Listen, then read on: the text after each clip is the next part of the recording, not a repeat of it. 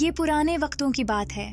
ملک شاہان میں ایک انتہائی نیک دل بادشاہ ایروز رہتا تھا۔ اس کے دل میں نہ صرف خوف خدا تھا بلکہ اس کی رعایا بھی اس سے بہت خوش تھی۔ وہ اپنے لوگوں کے مسائل خود سنتا تھا اور ان کے حل بھی نکالتا تھا۔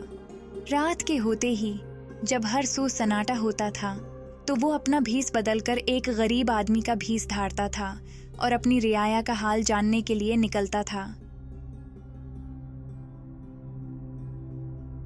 وہ بستی بستی گلی گلی ہر در پر جاتا تھا۔ اگر کسی کو بھوکا پاتا تو اسے کھانا کھلاتا، کسی کے چہرے پر مایوسی دیکھتا تو اسے تسلی دیتا، اور اگر کسی کو حاجت مند پاتا تو اس کو اس کی ضرورت کے مطابق سونے کی اشرفیاں تھما دیتا تھا۔ جب وہ یہ تسلی کر لیتا تھا کہ اس کی ریاست میں تمام بھوکوں نے پیٹ بھر کر کھانا کھا لیا ہے، بچے ہنسی خوشی سو گئے ہیں اور ضرورت مندوں کی حاجت پوری ہو چکی ہے، تب وہ اطمینان سے اپنے محل لوٹ آتا تھا۔ لیکن اس عظیم بادشاہ کے دل میں ایک غم ہمیشہ موجود رہتا تھا۔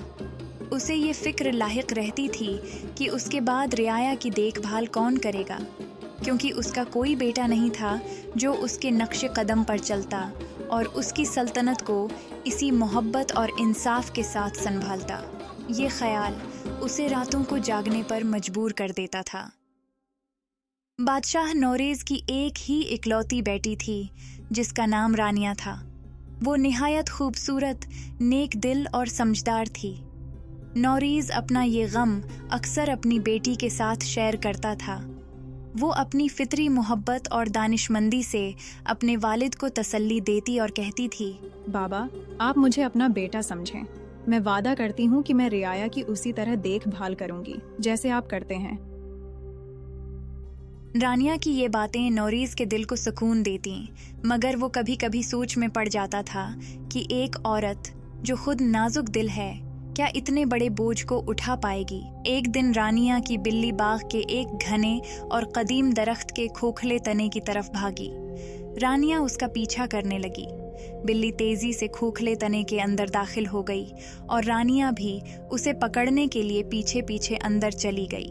لیکن جیسے ہی وہ دونوں تنے کے اندر داخل ہوئے، درخت کا تنا بند ہو گیا اور وہ اس میں قید ہو کر رہ گئے۔ تنے کے اندر رانیہ کو ایک عجیب و غریب منظر نظر آیا۔ ایک وسیع اندھیرے کمرے کے وسط میں